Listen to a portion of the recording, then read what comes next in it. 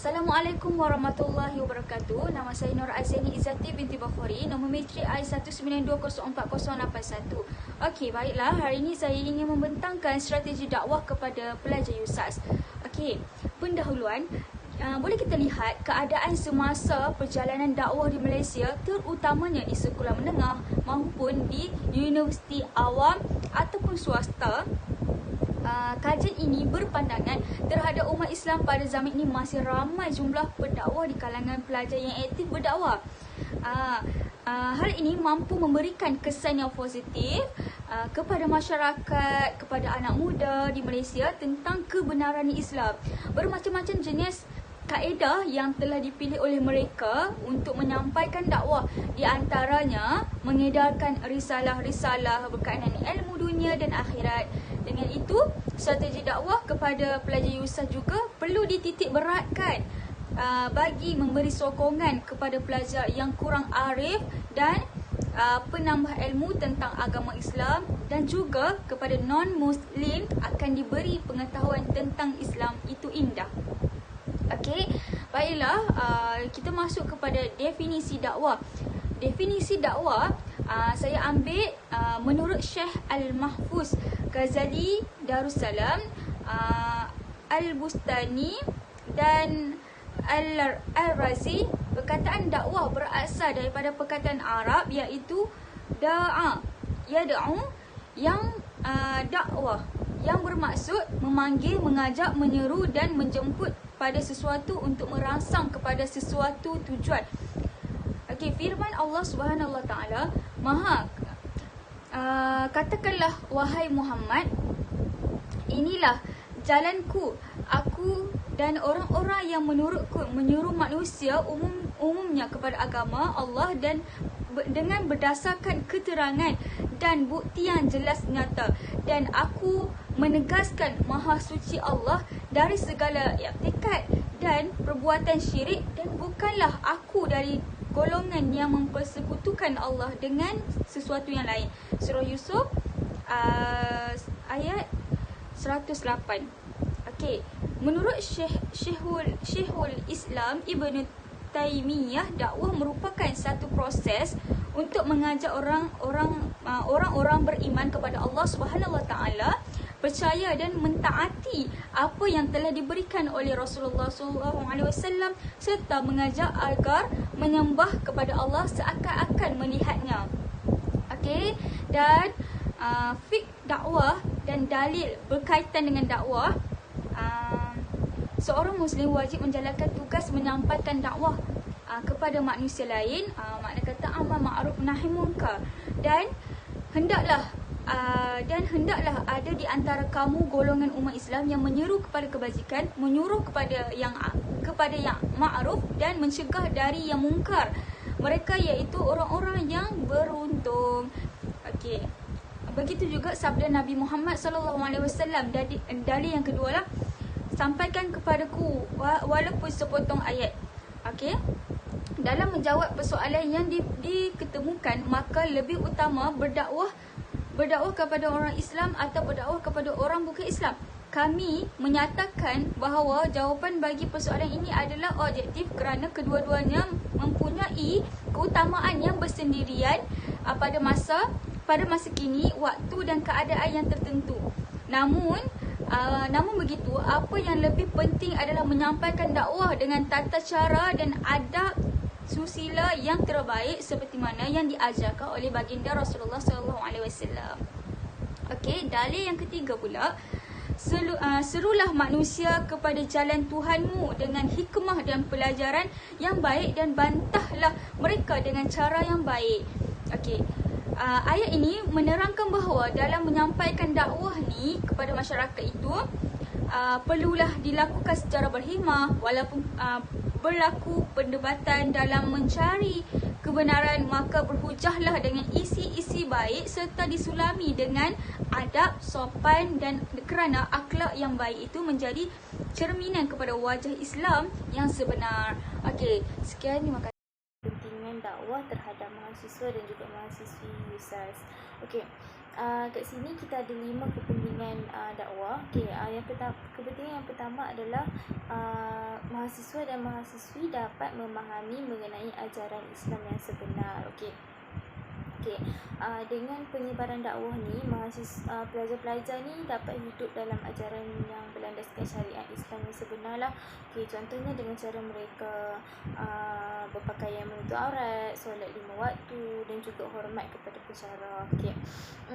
Dakwah ni juga bolehlah menambahkan ilmu pengetahuan agama yang mendalam terhadap pelajar-pelajar, dan penerapan ajaran Islam yang sebenar ni akan mewujudkan pelajar dan juga muslim yang terbaik lah, dan juga pelajar-pelajar yang berpengetahuan mengenai pengetahuan mendalam mengenai agama Islam.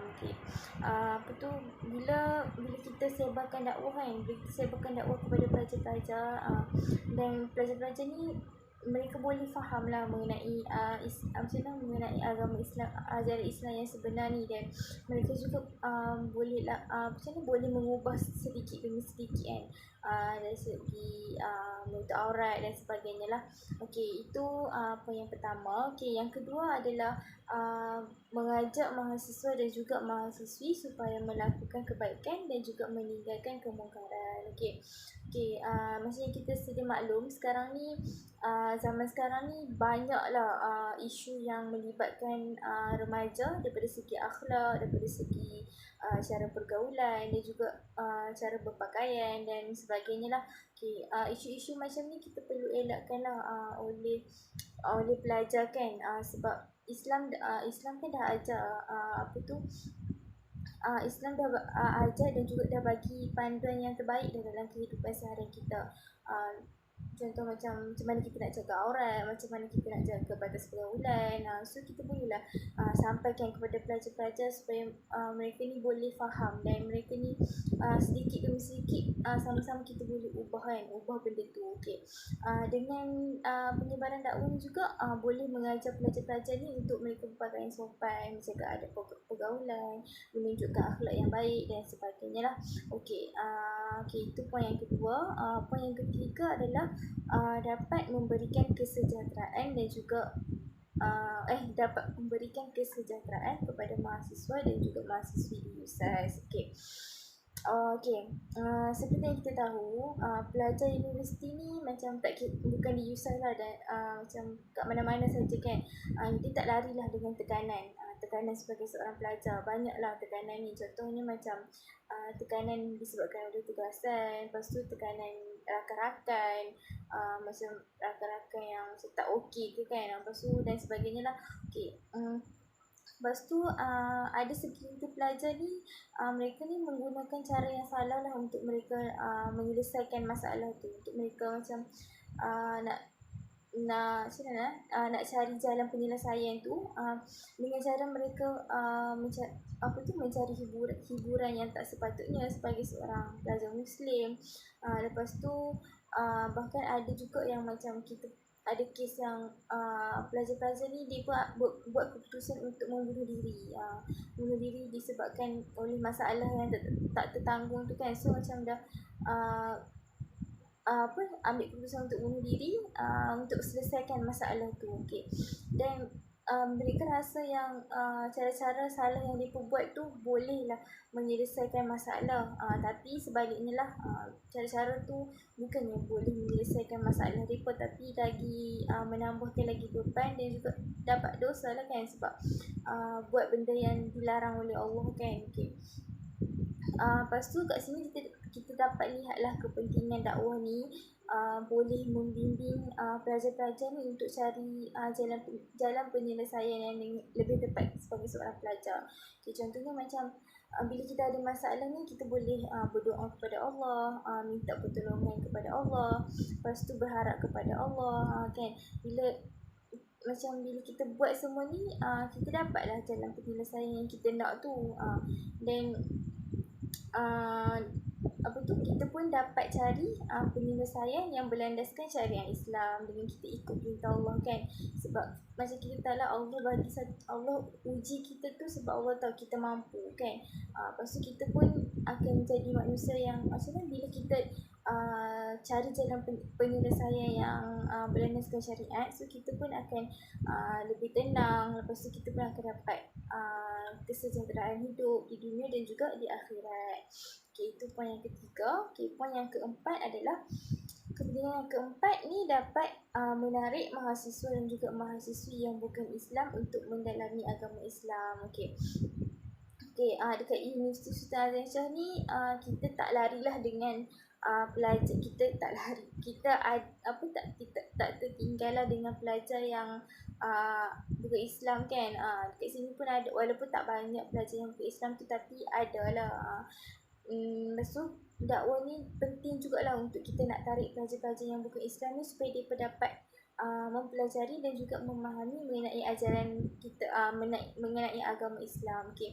Banyaklah cara yang kita boleh lakukan untuk kita nak tarik mereka ni supaya mereka dapat faham dan juga dapat mempelajari tentang agama Islam. Contohnya macam kita buat program, contoh program ilmiah seperti ceramah, lepas tu buat perbincangan mengenai agama Islam, lepas tu ziarah-ziarah ni macam contoh pergi ziarah rumah-rumah orang kan. Lepas tu dengan program-program ni kita dapat memberikan kemudahan lah kepada pelajar yang bukan Islam ni tentang kebaikan-kebaikan yang ada dalam agama Islam. Okay. Dalam agama Islam ni juga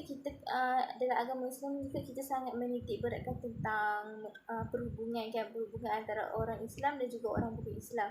Okay. Benda ni boleh jadi satu strategi lah untuk kita menarik pelajar yang bukan Islam ni untuk mereka macam minat dengan Islam dengan cara kita bersahabat. Okay, contoh bila kita berkawan kan, dalam hubungan persahabatan ni kita bolehlah ambil peluang untuk kita nak mendedahkan kepada mereka ni tentang ajaran Islam. Okay. Bila pelajar bukan Islam ni, mereka macam dah faham tentang agama Islam, so mereka pun bolehlah hormat agama Islam ni disebabkan oleh penyerahan yang kita dah bagi kan. Contohnya macam kita boleh contohnya mereka ni akan berpakaian sopan lah. Contoh macam sekarang kat USAS pun ada pelajar bukan Islam tapi mereka pun berpakaian sopan. Kita pakai baju kurung, macam itulah kan. Maksudnya dia pun faham lah, faham tentang ajaran Islam tu. Seterusnya poin yang terakhir, dapat melahirkan mahasiswa dan mahasiswi yang taat kepada perintah Allah Subhanahu Wa Taala. Serta umat Islam ni kita wajiblah melakukan apa yang telah diperintahkan oleh Allah dan kita perlu meninggalkan apa yang dilarang oleh Allah. Jika seseorang Muslim tu melanggar perintah Allah kan, kita akan dapat dosa lah dan kita pun perlu memohon keampunan kepada Allah.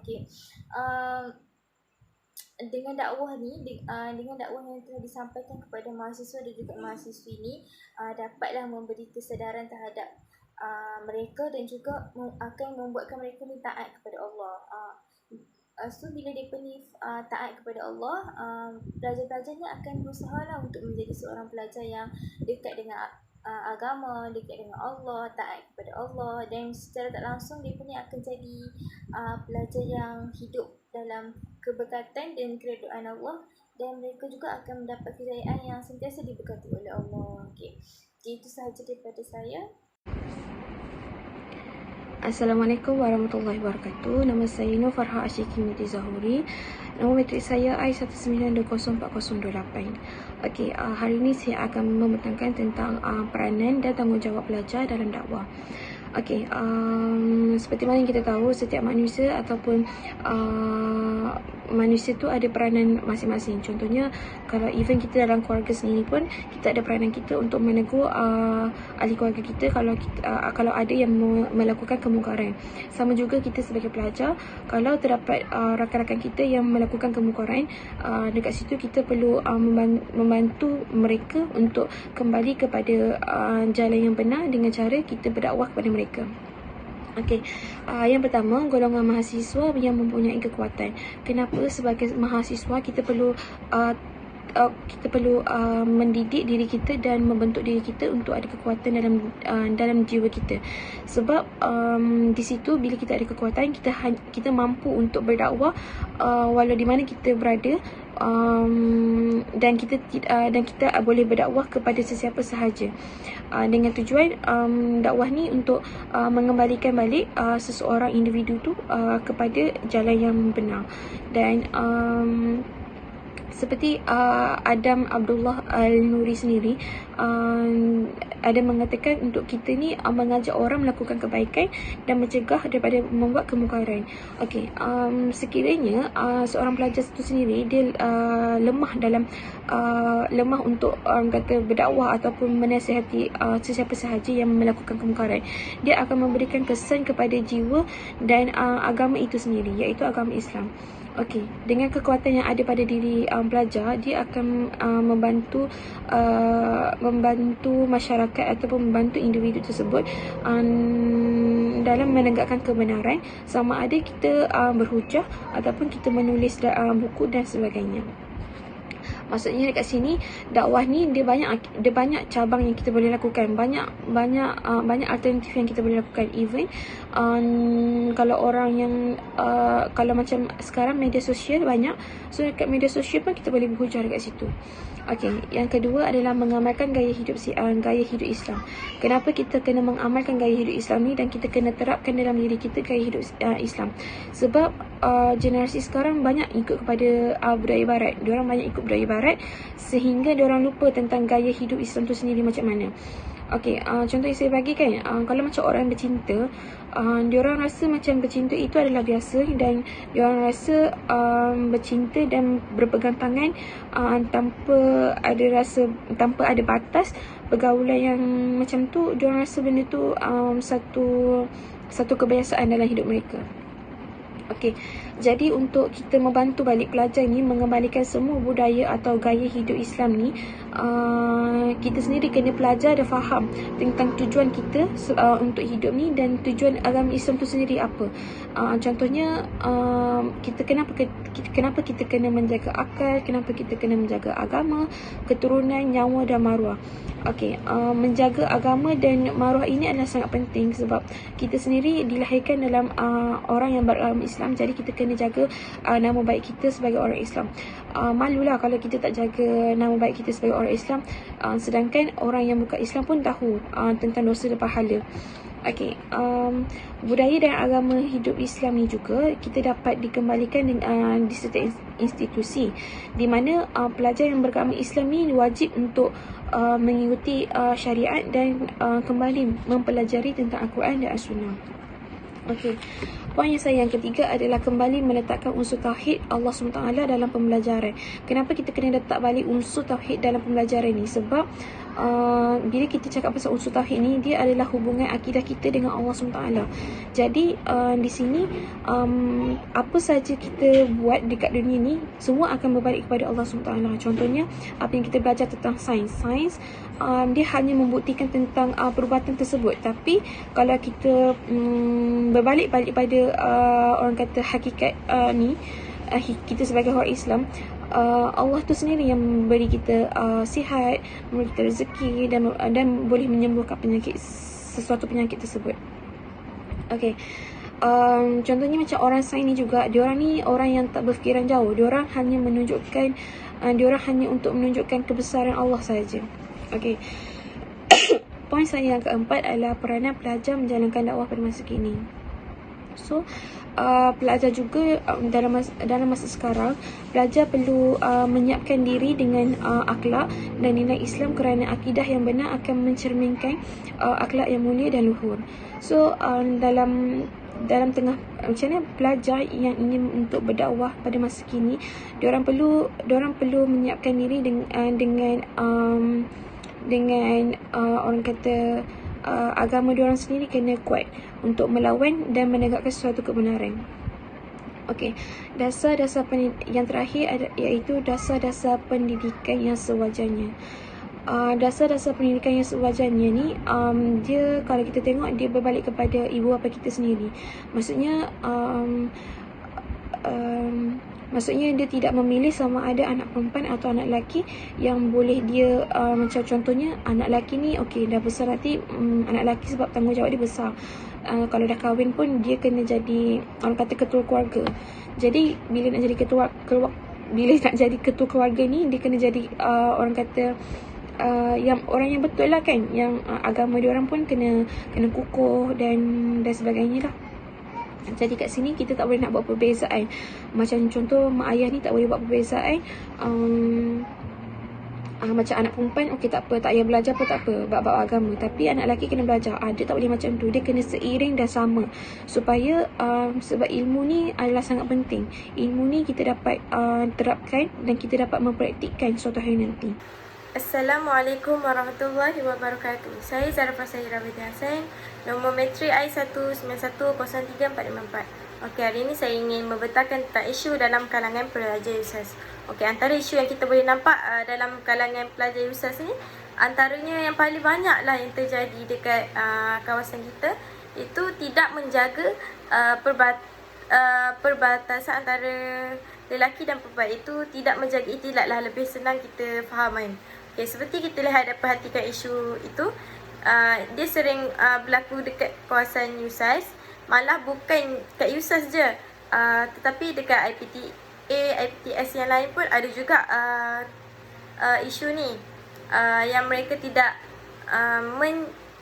menjaga batas mereka. Antara contoh yang kita boleh lihat seperti macam diorang bergaul lepak-lepak satu meja dengan perempuan lelaki, main tampar-tampar, tolak-tolak tanpa lapik. Itu tak ada perbatasan antara diorang bergaul. Okey. Mereka menganggap perkara tersebut adalah biasa, tetapi ikhtilat perlulah menjaganya agar tidak terjerumus dalam perbuatan yang tidak diingini. Okey, seperti dalam hadis Nabi, iaitu maksud apa yang aku larang kamu lakukan hendaklah kamu jauhi, dan apa yang aku perintahkan kepadamu maka lakukanlah sesuai dengan kemampuanmu. Okey, seterusnya bukan tidak menjaga ikhtilat sahaja yang sering terjadi dekat pelajar USAS ni. Seterusnya menjaga adab dengan pensyarah, dengan guru mereka. Lagi-lagi pada situasi sekarang, pelajar akan menghadapi kelas dalam talian. Sebahagian pelajar mungkin akan mengambil remeh tentang adab ni apabila kelas sedang dijalankan. Seperti contoh, tidak menumpukan perhatian sepenuhnya di dalam kelas dan membuat kerja lain semasa pembelajaran dijalankan. Perkara ini tidak patut pelajar untuk melakukannya, kerana dia adalah sesuatu yang tidak beradab lah terhadap persyarat tersebut. Okay. Dan mereka memerlukan nasihat dan bimbingan oleh dakwah-dakwah, oleh badan-badan yang tertentu untuk menyedarkan mereka daripada perbuatan tersebut. Okey. Dalam hadis juga ada mengatakan tentang adab. Itu dalam sebuah hadis Imam Ahmad menjelaskan bagaimana Rasulullah SAW mendidik sahabat memberikan hak dan penghormatan kepada guru. Itu sabda Rasulullah SAW bermaksud, bukanlah di kalangan umatku mereka tidak memuliakan orang yang lebih tua, mereka yang tidak menyayangi anak kecil, dan mereka yang tidak memberikan hak kepada guru kami. Itu hadis riwayat Imam Ahmad. Kepada pelajar USAS. Okey, sebelum tu saya ingin memohon maaf sekiranya terdapat gangguan dalam rakaman video ini. Okey, gangguan persegi bunyi atau sebagainya, saya memohon maaf. Okey. Okey, kembali kepada slide kita yang pertama adalah strategi dan cara-cara dakwah kepada pelajar USAS. Okey, yang pertama sekali menggunakan pendekatan dakwah sumber daripada Al-Quran seperti mudah, menjinakkan serta menjelaskan sebab disebab sesuatu suruhan dan larangan. Okey, macam yang kita tahu, sumber pendekatan dakwah ni terdapat daripada banyak jugalah, banyak sumber kan. Jadi tapi kat sini saya ada ambil daripada 3 daripada sumber Al-Quran, iaitu mudah, menjinakkan serta menjelaskan sebab disebab sesuatu suruhan dan larangan. Okey, saya terangkan satu-satu. Okey, Yang pertama sekali mudah tu. Okey, mudah, agama Islam ni disampaikan kepada sasaran dengan cara yang mudah kerana Islam itu sendiri adalah agama yang mudah. Jadi okey, agama yang mudah maksudnya kat sini macam selaras dengan tabiat semula jadi manusia. Melalui agama ini, Allah ingin memudahkan manusia, terutamanya dalam bab kelonggaran bab hukum di atas sebab-sebab yang munasabah. Contohnya, contohlah macam contoh macam puasa. Puasa kan wajib bagi orang Islam. Jadi kalau kita, contoh kita ada sebab, contoh kita sakit. Okey, sakit tu ada satu sebab yang munasabah lah. Kalau kita tak mampu lah, sakit yang terlalu tak mampu untuk berpuasa pada hari tersebut, kita boleh berbuka puasa. Tapi dengan syarat kita kena ganti balik lah pada masa akan datang. Itulah maksudnya agama Islam ni mudah dalam bab kelonggaran hukum. Okey, yang keduanya menjinakkan serta menjelaskan sebab disebut sesuatu seluruhan dan larangan Allah.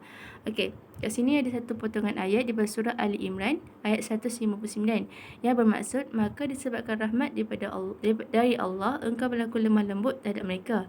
Sekiranya engkau bercakap kasar dan berhati keras, tentulah mereka menjauhkan diri daripada engkau. Okey, maksudnya kat sini macam dakwah Islamiah ni dilakukan dengan keadaan berjinak-jinak dengan sasarannya. Contohnya, berjinak-jinak tu maksud dia macam kita menggunakan kata-kata yang lembut, kita menggunakan kata-kata yang baik, menyampaikan sesuatu tu dengan keadaan yang tak berkasar. Sebab okey, fokuskan kepada kita punya strategi ni kan, kita sasaran kita kan kepada pelajar USAS. Jadi pelajar USAS ni of course lah remaja, ramai remaja kan. Jadi remaja ni macam kita tahu jiwa yang ingin kebebasan, jiwa yang ingin tak suka orang paksa-paksa dia, tak suka macam jiwa yang masih memberontak, jiwa pun nak kenal kan. Jadi so kita nak sampaikan kepada sasaran tersebut, kita perlu menggunakan cara yang sesuai dengan mereka. Contohnya macam tadi lah, menggunakan kata-kata yang baik, tidak memaki, kalau dia buat salah tak maki, memberi nasihat, lagi macam mana menggunakan nada yang melambut, so lagi terbuka hati dia. Mungkin mantawan dengan cara kita tu lagi terbuka hati mereka untuk mereka menerima apa yang kita nak sampaikan. Okey, yang seterusnya menjelaskan sebab disebab sesuatu suruhan dan larangan. Okey, kat sini pula maksud dia suruhan dan larangan yang terdapat dalam Islam ni selalunya diselitkan dengan sebab-sebab mengapa perlu dilakukan sedemikian. Okey, contohlah seperti sembahyang. Okey, ada yang sembahyang tu ada suruhan dia, ada suruhan sembahyang tu ada tujuan dia. Okey, contohnya kat sini dalam surah Al-Ankabut ayat 45 yang bermaksud, dan dirikanlah sembahyang, sesungguhnya sembahyang itu mencegah kekejian dan kemungkaran. Jadi Allah nak umat dia solat untuk kita mencegah kemungkaran dan kekejian yang berlaku pada diri kita. Okey, yang itulah maksud dia macam sesuatu menjelaskan sesuatu suruhan. Macam tu. Kalau larangan pula dalam ayat, contohnya macam ayat Okey, macam seperti judi yang larangannya ada sebab tertentu. Maksudnya macam Allah dia nak kita jauhi judi dan arak, sebab judi dan arak tu akan macam, yalah kita tahu apa akibat-akibat buruk daripada judi dan arak tu kan. Maksudnya macam memabukkan, memberi kelalaian, tu menjauhkan diri kita daripada agama lah. Okey, seterusnya poin yang kedua, menggunakan tutur kata yang baik, perkataan yang berfaedah dan nasihat yang berguna, atau istilah dia mau'izah hasanah. Okey, maksud dia kat sini macam saya cakap tadi, jiwa kita nak sampaikan kepada remaja, jiwa yang ingin tak suka ketegasan, tak suka pasal-pasal, tak suka dimaki kan kalau dia buat kesalahan tu. So kita kena sampaikan dengan cara yang tutur kata yang baik, perkataan yang berfaedah dan juga nasihat yang berguna. Maksudnya nasihat kita mungkinlah tegas, tapi kita menyampaikan nasihat tu dalam keadaan yang lemah lembut, dalam nada yang lembut lah, nada yang sopan, tapi dalam sopan-sopan kita tu ada penegasan. Maksudnya kat situ. Okey, seterusnya memperbanyakkan program-program Islami yang menarik. Okey, program-program Islami menarik ni macam selalunya universiti memang tak larilah untuk melakukan program-program seperti ceramah motivasi, tazkirah atau sebagainya kan. Jemput ustaz-ustaz yang macam viral macam tu kan. Okey, kita pula nak sampaikan kepada remaja kan, kawan-kawan sekeliling. Jadi kawan-kawan ni macam kita tahu lagi kita student mesti dia akan suka dengan perkara yang viral. Okey. Jadi kat sini saya nak tekankan macam boleh untuk buat program macam persatuan ataupun kelab USAS kan, buat satu program, lepas tu jemputlah ustaz-ustaz selebriti yang viral, maksudnya dikenali ramai, yang ada tarikan yang boleh menarik pelajar. Okey, contohnya macam Ustaz Abid Liu, penceramah bebas Idin Ramli, Aisyah Hijana, Ustaz Asma Harun, macam tu lah. Sebelum ni pun sebelum Covid kan ada persatuan Furqan, kelab Furqan, banyaklah kan kelab-kelab yang saya ingat yang saya pernah hadir. Ustaz Abid Liu, waktu tu Ustaz Abid Liu memang viral sangat sebab dia kan terkenal dengan sifat pemurah dia kan, yang suka bantu orang sekeliling kan, tak kisahlah agama Islam ataupun agama bukan Islam kan. So kat situ ada satu kelab ni dia buat jemputan ceramah menjemput Ustaz Abid Liu. So kat situ saya tengok ramai sangat yang join program tu, sampai kan tak cukup dewan kat USAS kan. Jadi kat sini kita dapat lihat lah, kalau kita buat program menarik, menjemput ustaz-ustaz yang tarikan, so ramailah student ni jiwa yang ingin keseronokan kan. Jadi banyak lagi lah program-program yang kita boleh buat sebenarnya. Sekarang ni pun macam dulu sebelum zaman Covid kan, banyak program yang sebenarnya yang kita boleh buat dan dapat memberikan faedah ataupun kebaikan kepada pelajar. Okey, kat situ program. Okey, seterusnya dakwah melalui media masa. Okey, dakwah melalui media masa. Dakwah melalui media masa ni pula contohnya macam media cetak, media elektronik. Macam media elektronik ni macam kalau kita tahu macam media elektronik ni media sosial lah kan. Media sosial contohnya macam Facebook, Instagram, IG, sekarang ni pun TikTok semua ada.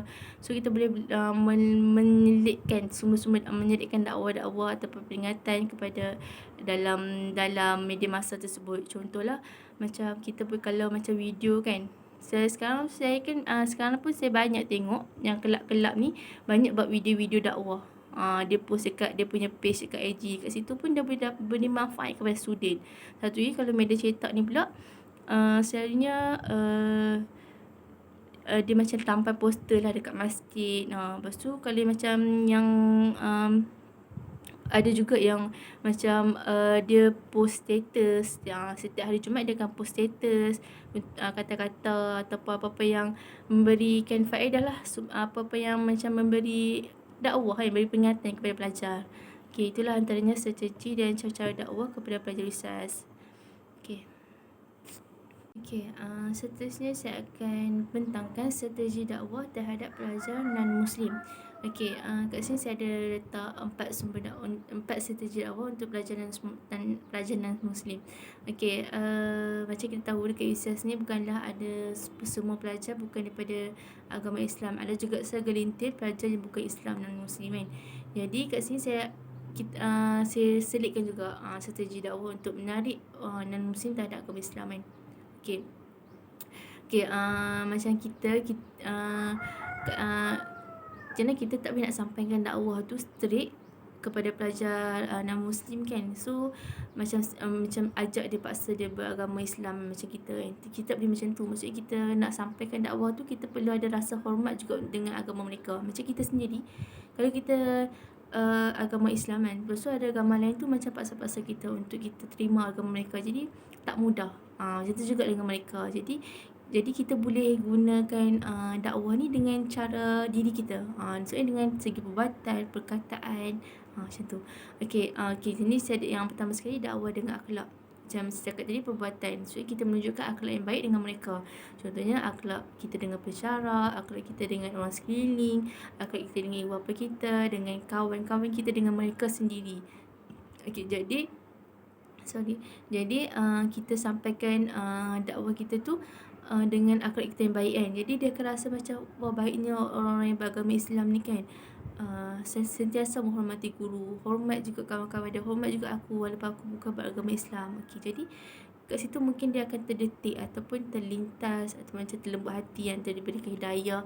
Mungkin dia akan minat lah dengan agama Islam, agama dengan akhlak yang penuh dengan budi bahasa orang cakap kan. Okey. Seterusnya dakwah dengan harta. Okey, dakwah ni strategi ni satu susah sikit lah sebab dia menggunakan harta kan. Macam kita ni kan student ni faham lah. Mana ada duit lagi, duit pun parents kan semua tu. Jadi tapi kalau kita buat strategi ni mungkin juga akan berjaya sebab dia akan menunjukkan kita ni sebagai orang agama Islam yang pemurah. Okay, sebagai contoh, macam kita ada kawan non-Muslim yang kurang berkemampuan dari segi kewangan. Macam kita tengok dia mesti tak ada duit semua tu kan. So kita ni tolong dia bagi duit, ajak makan sekali belanja, dia selalu belanja dia semua tu kan. Jadi dia akan rasa baiknya kawan-kawan aku, kawan orang Islam aku ni kan selalu belanja aku.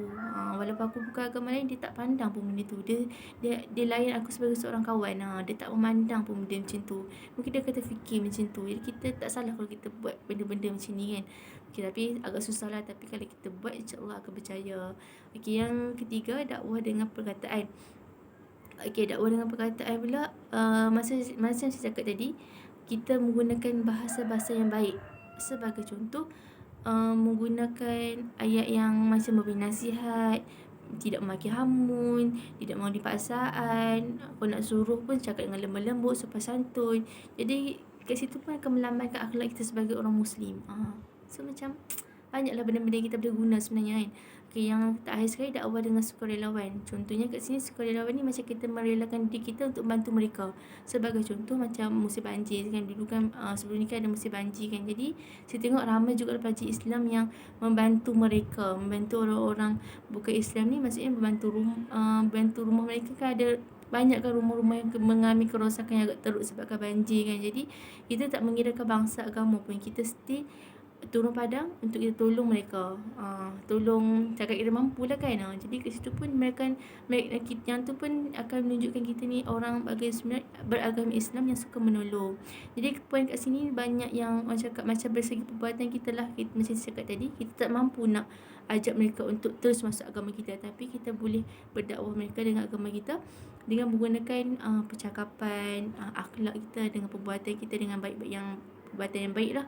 Okay, jadi kat situ mungkin akan memberi minat dia, memberi tarikan dia kepada kita kan. Macam saya sendiri pun ada kawan yang macam dia minat dengan agama Islam ni, agama Islam yang agama yang selalu menolong, agama yang penuh dengan akhlak-akhlak yang mulia. Macam itulah maksud saya. Okay, jadi kat situ 4 dakwah, strategi dakwah non-Muslim. Okay, itulah daripada saya. Okay, saya minta maaf daripada segi gangguan sepanjang saya memberi macam membentangkan apa yang saya nak bentangkan. Saya minta maaf. Okay, dan terima kasih. Assalamualaikum warahmatullahi taala wabarakatuh. Nama saya Nur Fadilah binti Hamid, nombor matrik I19204096. Dan untuk hari ini saya akan menyampaikan pembahagian dalam strategi dakwah Rasulullah sallallahu alaihi wasallam. Baik. Strategi yang pertama adalah menjadikan dakwah sebagai tujuan utama dalam hidup, di mana Rasulullah SAW menjadikan dakwah ini sebagai tujuan utama baginda dalam kehidupan, di mana perkara ini dirakamkan dalam surah Yusuf ayat 108. Allah berfirman yang bermaksud, katakanlah inilah jalan agamaku dan aku dan orang-orang mengikutiku mengajak kamu kepada Allah dengan hujah yang nyata. Allah Maha Suci dan aku tiada termasuk dalam orang-orang yang musyrik. Baik, untuk strategi yang kedua adalah hiasi dakwah Rasulullah SAW ini, hiasi dakwah dengan kepribadian dan akhlak yang mulia, di mana perkara ini adalah merupakan salah satu faktor yang besar membawa kepada dakwah Rasulullah SAW ini diterima oleh orang ramai, di mana Rasulullah ini diterima kerana mempunyai kepribadian dan akhlak yang sangat agung. Dan Rasulullah ini adalah seorang yang sangat menepati janji, seorang yang berintegrasi tinggi, seorang yang berlemah lembut, amanah, bijaksana dalam menyampaikan sesuatu dakwah. Dan orang-orang Quraisy pun mengakui akan keluhuran peribadi Rasulullah SAW yang ditonjolkan, sehingga Rasulullah ini digelar dengan gelaran Al-Amin, yang bermaksud orang yang boleh dipercayai. Untuk strategi yang ketiga adalah berperingkat dalam menyebarkan dakwah, di mana baginda ini merupakan seorang yang sangat cergas dan bijaksana dalam memikirkan strategi-strategi dakwah agar Islam ini semakin dikenali oleh orang ramai. Dan Rasulullah menyampaikan dakwah secara berperingkat, di mana baik dari segi bahan yang ingin disampaikan dan cara Rasulullah berdakwah maupun mad'u, iaitu orang yang ingin didakwah, dan Rasulullah lakukan secara berperingkat-peringkat. Dan baginda ini menyampaikan secara berperingkat. Baginda memulakan dari perkara yang asas, iaitu di mana perkara-perkara yang datang dalam masalah-masalah tauhid dan dasar-dasar keimanan. Kemudian barulah Rasulullah SAW ini masuk kepada masalah-masalah yang menyentuh dalam bab halal dan haram, dan kemudian semakin diterima, Rasulullah berperingkat-peringkat lagi dan menyampaikan dakwah secara meluas. Baik, strategi yang keempat adalah bijak dalam mengatur langkah penyebaran dakwah, di mana Rasulullah ini mengatur kadar-kadar dalam berdakwah dengan melihat keadaan-keadaan seseorang yang ingin didakwah. Orang-orang yang awal memeluk Islam kemudian akhirnya menjadi pejuang yang bersama-sama Rasulullah dalam menyampaikan dakwah, dan mereka inilah sahabat sekaligus pejuang agama yang membantu Rasulullah SAW dalam menyebarkan dakwah.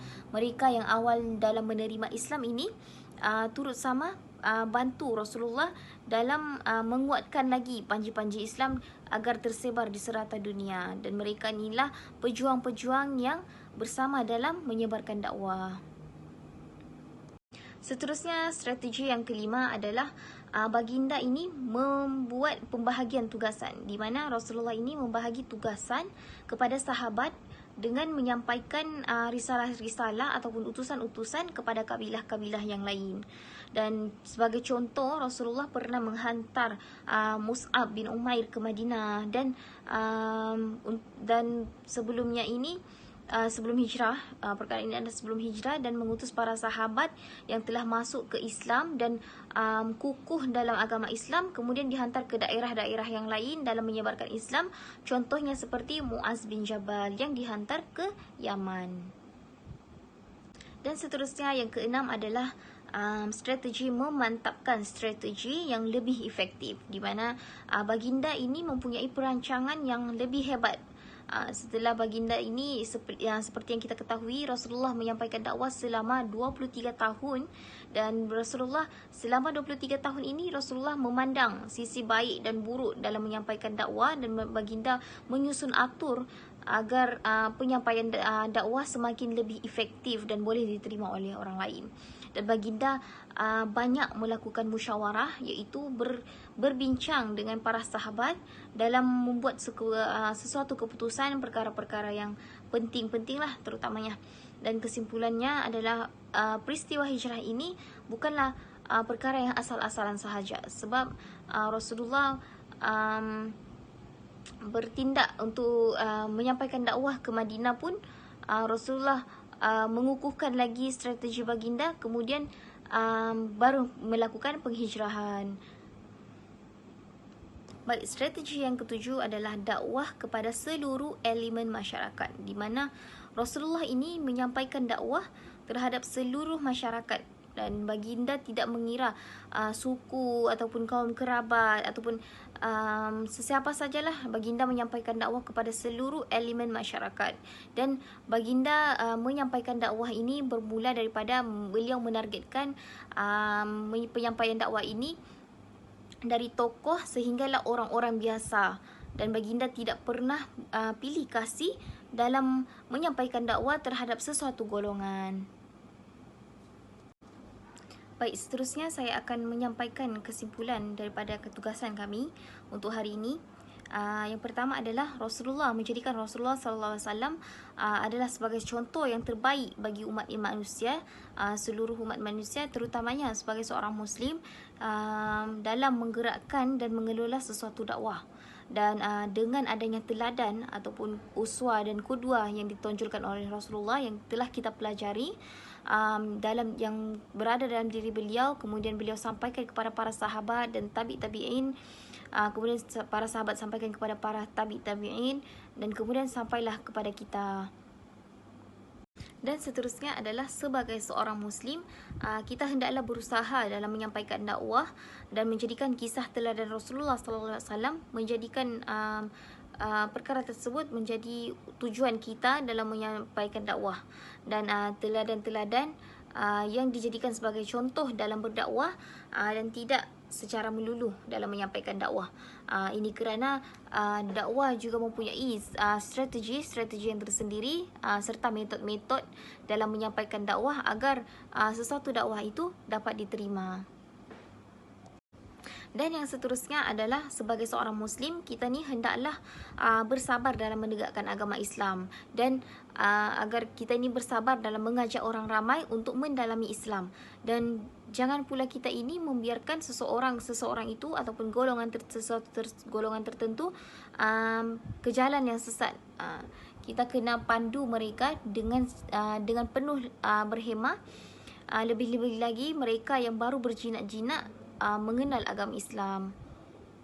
Sebagai seorang pelajar, amatlah dituntut untuk belajar perkara yang fardu, perkara yang wajib ke atas diri seorang Muslim. Dan janganlah kita ini merasa diri ini cukup dengan ilmu-ilmu yang kita telah pelajari, kerana dalam Islam kita dituntut untuk sentiasa belajar ilmu-ilmu yang baru dan tidak merasa bangga diri dengan ilmu yang kita ketahui. Dan oleh itu, kejarlah cita-cita yang diidamkan, tetapi jangan sampai kita ini melupakan perkara yang penting sampai kita terpaling ataupun mengambil remeh akan ajaran yang telah disampaikan oleh Rasulullah SAW. Itu sahaja daripada kami. Sekian.